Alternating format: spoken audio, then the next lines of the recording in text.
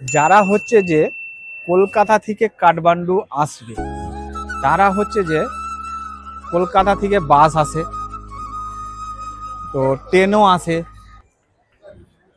তো পশুপতিনাথকে দর্শন করার জন্য তো কলকাতা থেকে ট্রেনে আসতে পারে, বাসেও আসতে পারে। বীরগঞ্জ হয়ে ট্রেন আসে, তো বাসও আসে। তো বাসও মোটামুটি 2200-2500 টাকা টিকিট পড়বে। তো সেই হিসাবে বাসে এলেই হবে। কাঠমান্ডু পশুপতি দর্শন করার জন্য আপনার দিকে কি করতে হবে, আসতে হবে কাঠমান্ডু। তো কাঠমান্ডুর যে এই যে দুনিয়াটা, এই দুনিয়াটা মোটামুটি অন্যরকম।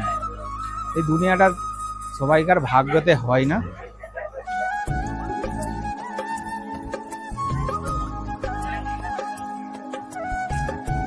এই দুনিয়াটা দেখার জন্য আপনাকে কাঠমান্ডু আসতে হবে। তো কাঠমান্ডু না এলে হবে না। তো আমরা এসছি, কলকাতা থেকে এসছি, তো পয়সা খরচা করে। আপনাদের শুধু চাই লাইক, কমেন্ট, সাবস্ক্রাইব। তো এইটাতে আপনাদের আশীর্বাদ করলে আমি আরো নেপালে পশুপতি মন্দির ছেড়ে আরো মন্দির আছে, সোমনাথ মন্দির আছে, প্রচুর মন্দির আছে, ওই মন্দিরগুলো আমার দেখাতে ইচ্ছে হবে।